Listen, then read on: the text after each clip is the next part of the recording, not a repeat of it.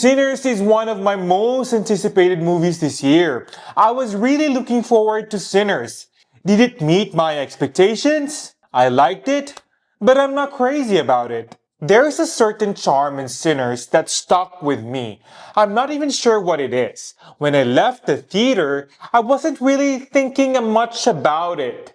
But the next day, it started to grow on me. After watching the movie, I have a few questions. Where did Remy, the first vampire who appeared in the movie, come from? I am your way out. And did you know that there is a real meaning to his character other than that he is a vampire? And why did he want Sammy so bad? He mentioned in one of the conversations that he heard Sammy singing, so he wants him. But why is that?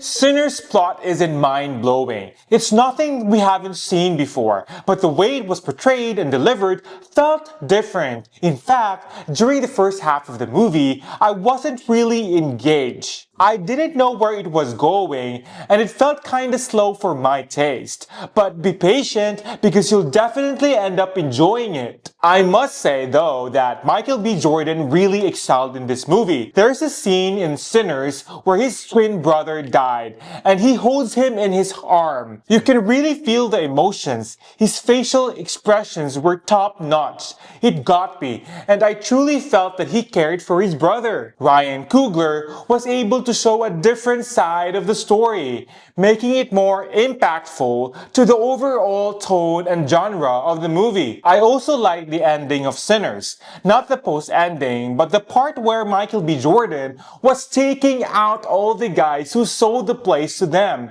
Unalive all of them. Now, back to my question. Where did Remy, the first vampire, come from? Jack O'Connell plays a vampire named Remy who brings a scary curse to a place called Club Juke. He starts by going after two people named Bert and Joanne who live near the town where the club is. At first, Remy pretends to be a normal guy who talks and looks like someone from the South, so he can trick people into letting him in. But once he finds someone to attack, he shows his true vampire self with glowing red eyes, super sharp teeth, and long fingernails. He's all better now.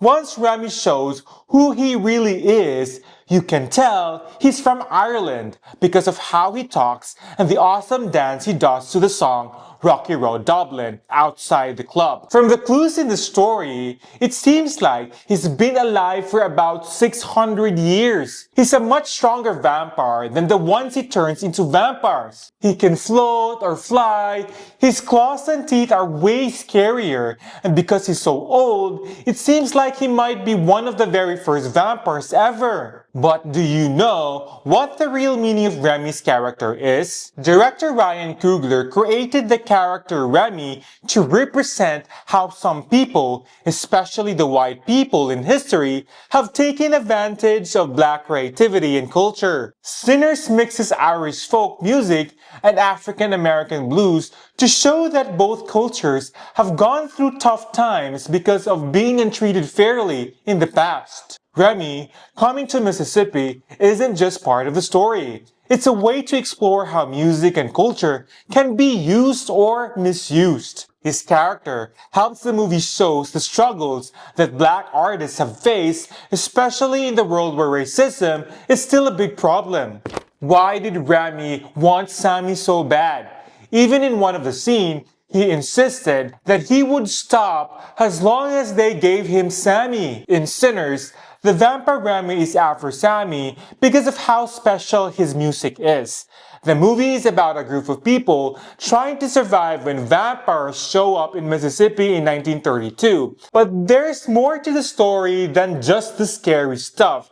It also talks about deeper ideas like talent, culture, and history. Smoke and Stack are important characters, but the story really focuses on their younger cousin, Sammy. He's a young musician with a big gift. Sammy helps them start a music club, and by the end of the movie, he becomes a legendary blues musician. Sammy is not just good at playing guitar and singing, he's so talented that his music has a special power that goes beyond life and death. Basically, transcends time. Remember that scene when they were dancing? You can see how the dancing changes, the music changes, and while I was watching it, I was like, what's going on? It looks so trippy. The movie shows all of this in a really powerful scene that helps show how important music to Sammy and to the whole story. This also gives the vampire Remy a better reason for going after Sammy. He's not just a scary vampire monster who wants blood. He's after Sammy's powerful music, which makes him a more interesting and complex villain. I had fun watching Sinners. The storytelling is unique in how it portrays racism, and the vindication at the end is really good. I also like that they kept the classic vampire stereotypes in the movie because it makes things easier to follow. Like vampires not being able to enter a room without an invitation, being afraid of garlic, dying from a wooden stake, being killed by the sunlight, and of course, being immortal. The movie is more complex than the usual vampire story we used to know. Thank you for watching and see you in my next video.